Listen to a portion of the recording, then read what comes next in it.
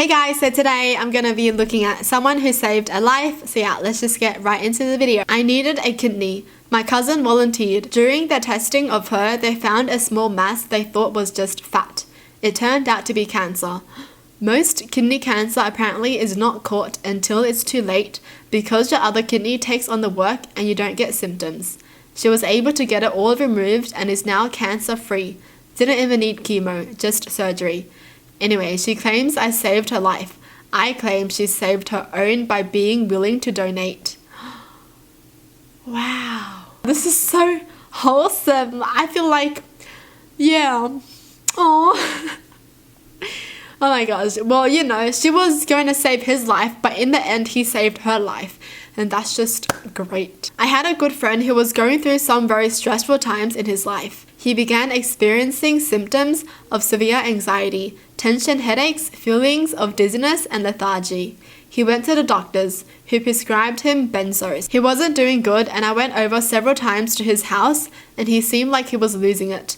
I would call him periodically to check in from time to time to see how he was doing and try to calm him. One day I had felt like I had a need to call him right then and there. I called him and he answered crying. I asked how he was doing and he said not good. I went and picked him up, noticed an empty fifth of whiskey on his dresser. He had always been a heavy drinker, and at that moment I realized that benzos and alcohol don't mix. I took him to the ER and he was admitted. Thank gosh he called that day and realized something was up. Oh my gosh. See, this is just like a second can save lives kind of thing. If you feel like a friend isn't doing very good, call them up, you know. Or if you just miss them, just call them up. Or text them. Ask them how they're doing. Yeah. I am a doctor. Even then, I can count the number of times I can say I've saved someone's life on one hand with fingers left over. I was working at an athletics event. After a long distance running event that was open entry, a person collapsed and stopped breathing. I worked with my team to stabilize them and transfer them to the hospital. They needed support for their airway to keep breathing. I met them with their spouse, an 8-year-old child, a few months later. Actually, on this day a few years ago. This was the biggest reward for me, the best feeling. And that's why people are doctors, because they get that rewarding feeling from saving others. Bless them! I heard a faint domestic fire alarm one night that wouldn't quit, so I walked down the street to identify where the alarm was coming from. I knocked on the door, but there was no answer. I couldn't smell smoke or feel heat off the door, but decided to call the fire brigade just in case. They arrived pretty quickly, and I pointed out which unit the alarm was coming from. They walked up to the door, then ran back to the truck to grab a door-banging opening thingo and the hose reels. Next thing, all this smoke is pouring out the front door, and they're carrying an old lady down the stairs. Then another fiery emerged, carrying the lady's cat. Oh yeah. Turns out she had turned on the stove to cook dinner but fell asleep. Oh my gosh, she wrote me a lovely note thanking me, which was nice. Moral of the story is to pay attention to noises, things that are out of place. It's better to be safe than sorry, and look after each other. Oh, thank gosh. Thank gosh they thought quickly as well. Because I do know some people would just be like, oh, I'm sure it's nothing, and they wouldn't do anything. I'm so glad this person did something. I told my father he has to go see a doctor or I would force him. He was super tired all the time. Turns out he had cancer and his liver was about to fail. Oh my gosh, that's scary, man. Yeah, I feel like old people sometimes are like this, you know? Like, including my parents. Like, something would be wrong. Like, they'll feel something and they'd always be like, yeah, I'm sure it's fine. You know, I'll just not be getting enough sleep today. That's why. And they always dismiss it like that.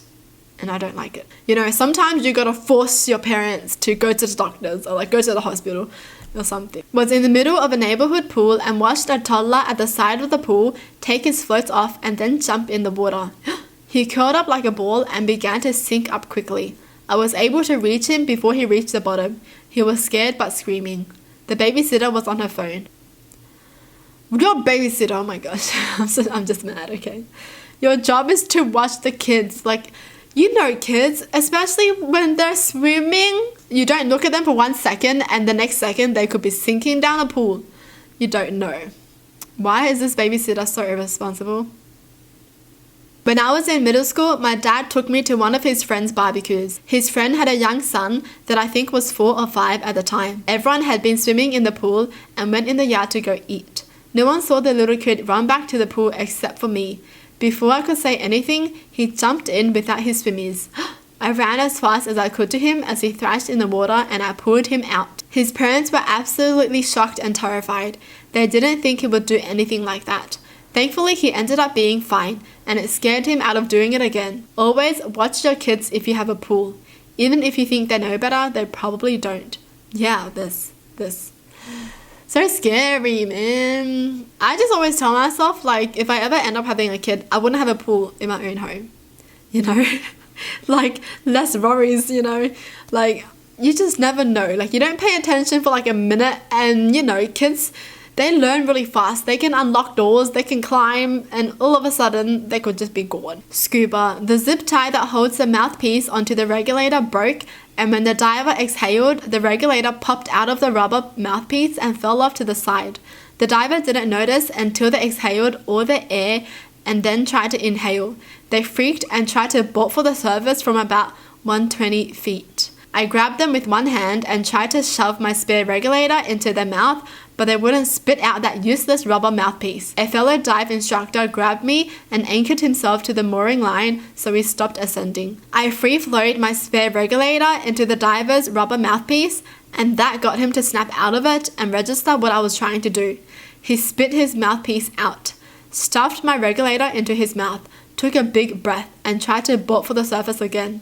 I stayed clamped to him, and my partner stayed clamped to me and the mooring line.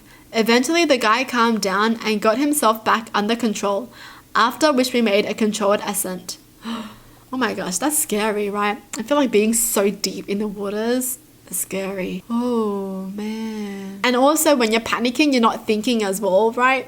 And you just want to grow up quickly, and that's so dangerous. I donated bone marrow to a stranger given 2 months to live.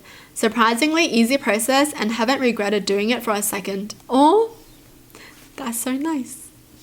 I just love these stories. For my lifeguard, you dumb kids drown, I save you. My favorite is the one girl who had a conversation with me that she didn't know how to swim but wanted to jump off the diving board anyway. I said, no, get off the diving board. She jumped. I saved her life. You're welcome, dumb girl, wherever you are. Oh my gosh, this is kids, you know. The more you tell them they can't do it, the more they want to do it. Jeez, oh, I feel like parents would be like, so make sure you don't go near the pool when we're not with you. And then they're going to be like, don't go near the pool. That means I have to go near the pool. Well, that's it for the video. Hope you guys enjoy. Tell me in the comments down below what your thoughts are. And as always, thanks for watching. Hope you guys liked it. And I'll see you guys next time. Bye.